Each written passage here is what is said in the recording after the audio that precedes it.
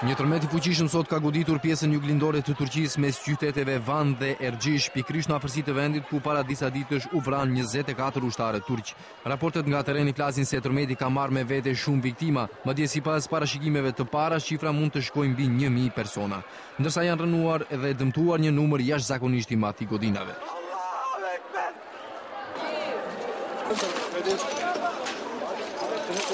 Sipas njoftimeve të para, tërmeti ka qenë prej 7.2 ballash sipas shkallës së Richterit. Përpost në këtë pjesë të Turqisë, ajo është ndier edhe në pjesën veriore të Irakut, por edhe në Armeni. Autoritetet turke kanë frikë se një numër shumë I madh I qytetarëve kanë mbetur në ngërmadha ndaj presin që numri I viktimave të jetë I madh. Ndërkohë ekipet e shpëtimit në mënyrë intensive I kanë filluar aktivitetet për të ndihmuar të prekurve. Menjëherë pas kësaj tragjedie, drejt rajonit të goditur është nisur kryeministri Recep Tayyip Erdogan për ta parë gjendjen faktike në terren.